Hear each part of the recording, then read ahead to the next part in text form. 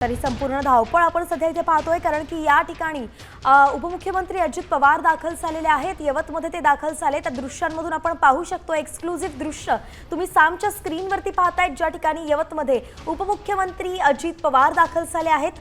संपूर्ण जो तणाव निर्माण झाला होता, या सगळ्या परिस्थितीचा आढावा ते स्वतः त्या ठिकाणी उपस्थित राहून घेताना पाहायला मिळतात। आपण पाहतोय स्थानिकांशी ते बातचीत करतायत, त्यांच्यासोबत मोठ्या प्रमाणात पोलिसांचा फौजफाटा सध्या आहे। ही परिस्थिती का उद्भवली, नेमकं काय झालं आणि आताची परिस्थिती काय आहे, त्यानुसार पुढे कसं नेमकं या ठिकाणी निर्देश द्यायचे या संदर्भात अजित पवार निर्णय घेणार आहेत आणि म्हणून स्वतः ते या ठिकाणी दाखल झालेत। यवतमध्ये अगदी सकाळपासून वातावरण तणावपूर्ण आहे।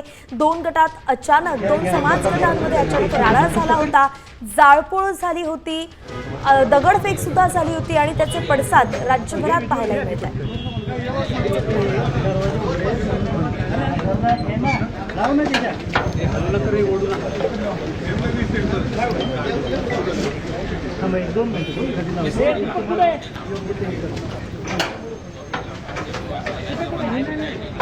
शंकरराव नाईट लावा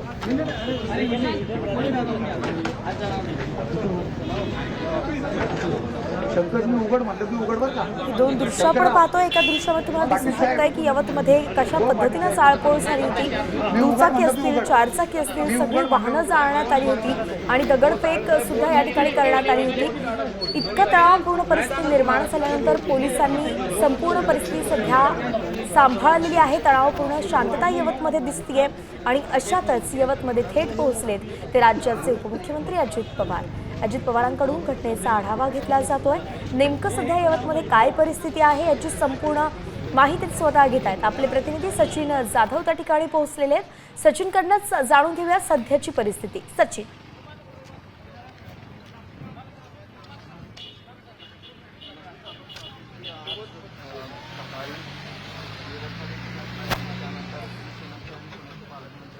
सचिन आपल्यापर्यंत आवाज पोहोचतोय?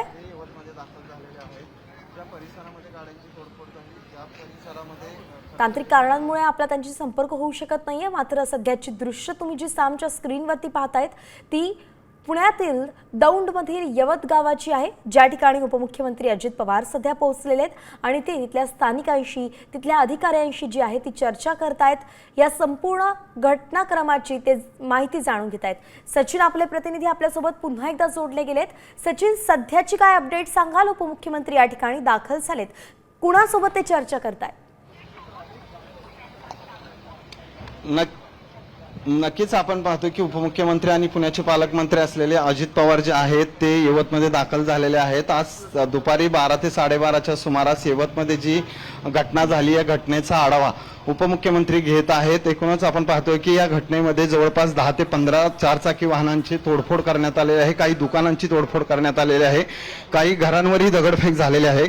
त्या संदर्भात खरं तर ज्या घरामध्ये एकाच वेळेस 3 गाड्यांची तोडफोड झालेली आहे त्या परिसरामध्ये उपमुख्यमंत्री अजित पवार आलेले आहेत आणि त्या घरातल्या नागरिकांशी बोलतायत। एकूणच या ठिकाणी आत माध्यमांनाही जाण्यास बंदी घातलेली आहे, मात्र त्या ठिकाणचा खरं तर या ठिकाणी उपमुख्यमंत्री आढावा घेताना आपल्याला पाहायला मिळतंय। यवत पुणे सोलापूर हायवेच्या गावामध्ये आज दुपारी 12 ते 12:30च्या दरम्यान एका व्हॉट्सअप स्टेटसच्या आक्षेपार्ह फोटोमुळे खरं तर हा सगळा तणाव निर्माण झाला होता आणि त्यानंतर खरं तर उपमुख्यमंत्री अजित पवार आज पुणे दौऱ्यावर होते, मुख्यमंत्री होते, मात्र सगळे कार्यक्रम सोडून अजित पवार जे आहेत ते यवतमध्ये दाखल झालेले आहेत। आता ज्या परिसरामध्ये तणावाचं वातावरण होतं किंवा ज्या परिसरामध्ये सगळ्यात जास्त गाड्यांची तोडफोड झालेली आहे त्या परिसराचा अजित पवार आढावा घेत आहेत। एकूणच आता आढावा घेतल्यानंतर अजित पवार आपल्याशी बोलतील, मात्र त्याच अगोदर या ठिकाणच्या संपूर्ण यवतमध्ये पुणे ग्रामीण पोलिसांचा मोठा बंदोबस्त जो आहे तो ठेवण्यात आलेला आहे, कारण जी घटना घडली त्यांच्या परिसरा व्यतिरिक्त ही संपूर्ण यवत गाव पोलिसांनी प्रत्येक रस्ता, बाजारपेठा सगळं बंद करण्यात आलेलं आहे, कारण या परिसरामध्ये 163 कलम जिल्हाधिकाऱ्यांकडून लागू करण्यात आलेला आहे। त्यामुळं या परिसरात सध्या तरी तणाव आहे। दुसरीकडे उपमुख्यमंत्री अजित पवार या ठिकाणी आल्यानंतर ही पोलिसांचा त्या परिसरात मोठा बंदोबस्त ठेवण्यात आलेला आहे।